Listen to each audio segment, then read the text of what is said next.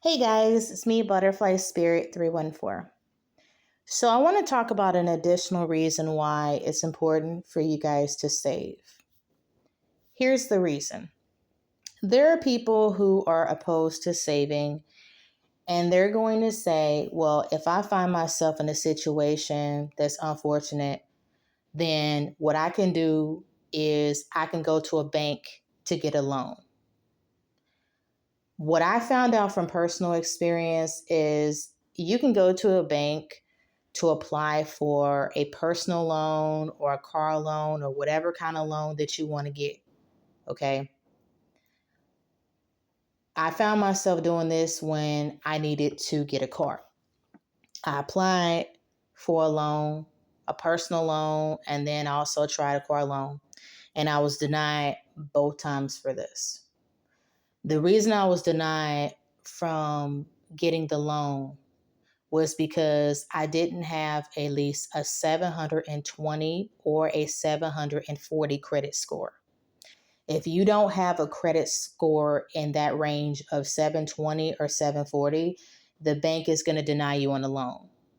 If you do find yourself getting a loan, luckily, if you do, you may get a loan if you have somebody that has a good credit score and they're willing to co-sign for you. But many of us may not have people in our lives that have that kind of credit. Okay. And when you're in a bind and you really need the money and stuff like that, and you're dependent on that money from a bank and they tell you no, then what do? You just kind of back to square one.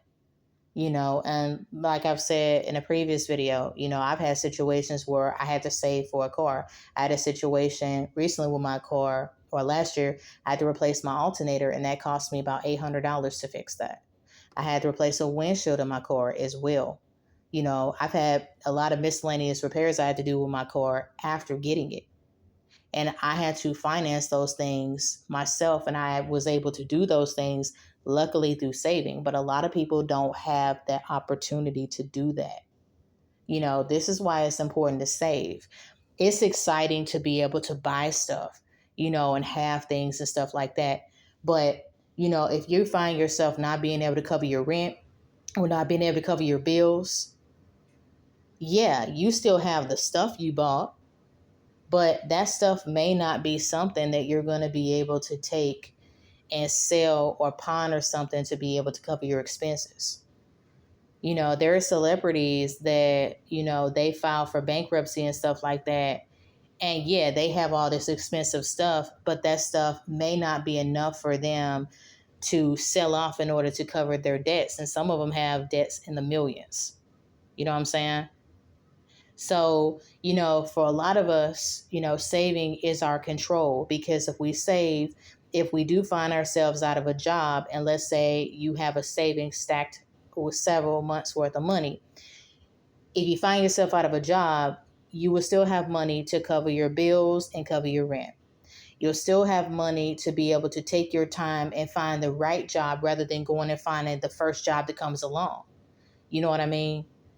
Because, landlords may not wait for you to be able to cover your rent. You know what I'm saying?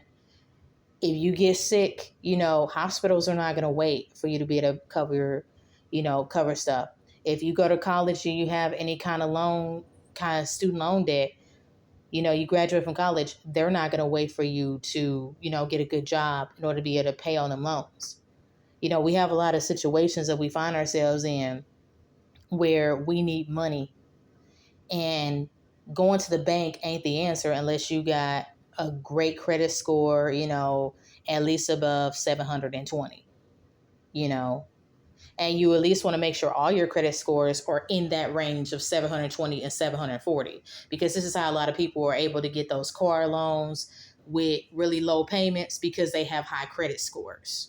That's how they're able to do that. If you have a low credit score in the 500s or 400s or something like that, hell, even if you're in the 600s, that still may not allow you to be able to get a loan, whether it's a personal loan or emergency loan or a car loan.